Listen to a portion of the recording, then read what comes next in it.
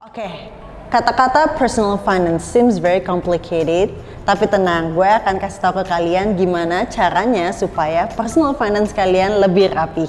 Tapi apa sih personal finance itu? Personal finance itu adalah semua hal yang berhubungan dengan pengelolaan uang termasuk saving and also investing. Di dalamnya juga termasuk budgeting, ngatur cash flow uang masuk dan keluar, cicilan, asuransi, bayar pajak, sampai merencanakan pensiun dini. Oh my god, pusing banget gak sih? Tapi gue yakin kalau kalian semua bisa mengatur semua hal yang tadi udah gue sebutin dengan baik, kalian bisa mencapai tujuan keuangan kalian dengan cepat dan tepat. Sebelum kita ngomongin mau investasi apa dan di mana, gue akan ngebahas suatu hal yang lebih penting, yaitu tentang personal finance. Dan ini penting banget loh ngomongin personal finance sebelum kalian memulai your investment journey.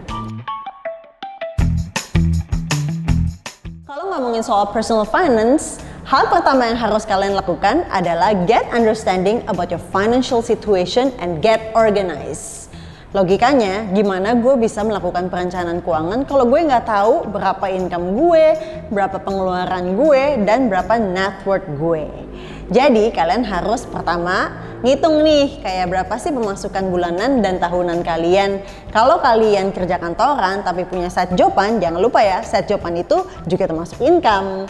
Yang kedua, expenses. Kalian juga harus mengukur expenses kalian dari yang jumlahnya besar sampai yang kecil-kecil, termasuk kopi susu harian kalian itu juga termasuk expenses loh, meskipun mungkin cuma 20.000 setiap hari.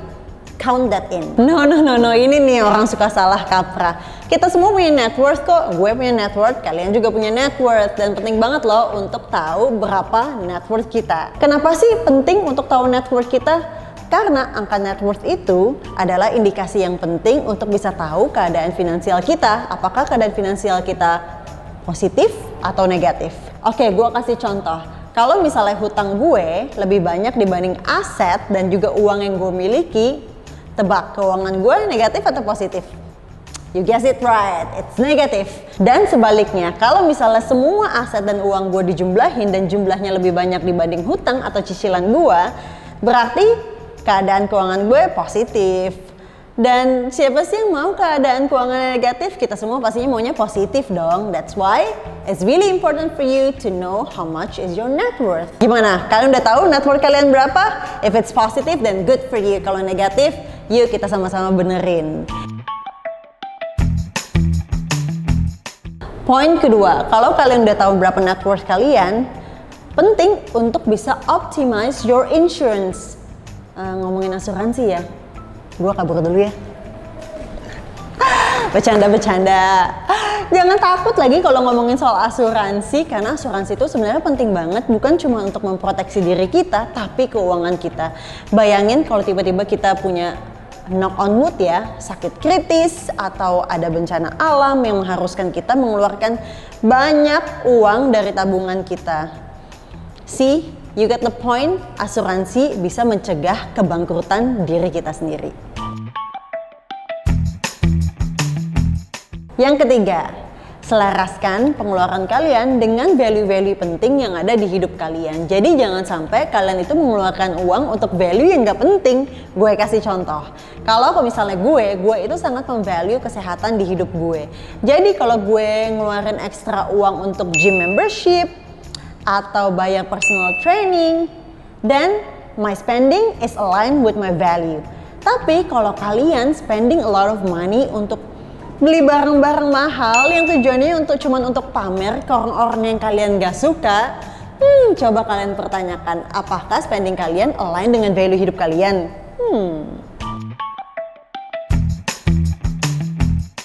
On to the next one, yang keempat, build emergency fund. Udah sering lah ya kalian dengar kata-kata emergency fund, dan gue yakin kalian juga udah paham banget nih kenapa penting banget untuk punya emergency fund. Tapi mungkin yang masih bikin kalian bingung, seberapa banyak sih emergency fund yang harus kita punya? Nih, kalian bisa lihat grafik di sini. Jadi grafik ini membantu kalian untuk bisa menentukan berapa banyak emergency fund yang harus kalian punya berdasarkan pengeluaran tetap kalian, Seberapa banyak orang yang bergantung terhadap kamu, misalnya orang tua, atau anak, atau pasangan. Yang ketiga, industri tempat kamu bekerja. Dan yang keempat, sumber pendapatan kamu. Nah, poin terakhir yang menurut gue agak susah-susah gampang sih, yaitu mengeliminasi cicilan dengan bunga yang sangat tinggi seperti buy now pay later, credit card, dan juga pinjol. Yang kalian tahu nggak sih, bunganya dalam sebulan bisa sampai 14%. Wah, mendingan kalian pikir 2 kali deh kalau besok-besok mau nyicil barang, karena ketika kalian bayarkan cicilan itu akan ditambahkan dengan bunga-bunga yang sudah diakumulasi. Bukannya makin happy, malah makin stres bayarin cicilan dan bunganya. Nah, makanya kenapa tadi gue di awal bilang kalau investasi itu bisa jadi nggak penting kalau kalian belum bisa melakukan 5 step basic yang tadi gue sebutin. Intinya, kalau kalian sudah bisa mengetahui secara keseluruhan keadaan keuangan kalian, punya asuransi untuk memproteksi diri dan keuangan kita, melaraskan pengeluaran dengan value-value penting di hidup, dan juga mengeliminasi cicilan dengan bunga yang tinggi, kalian baru bisa investasi dengan tepat. Intinya sih, rumus investasi itu gampang banget kok. Investasilah sedini mungkin dan sesering mungkin. Karena dalam investasi ada yang namanya compound interest. Nah, sini gue kasih tunjuk kenapa compound interest itu penting banget. Nah, di grafik ini kalian bisa lihat kalau kita berinvestasi sebesar 10 juta rupiah, lalu kita biarkan uangnya untuk bekerja sendiri selama 20 tahun, kamu akan mendapatkan 115 juta rupiah tanpa harus melakukan apa-apa.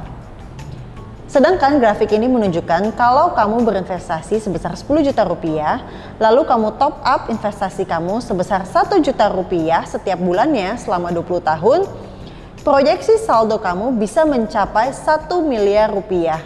Wah, kalian bisa melihat kan perbandingannya?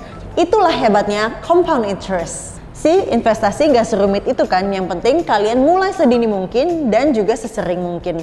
Nah, gue punya satu tips terakhir untuk kalian yang baru mau mulai investasi atau sedang investasi.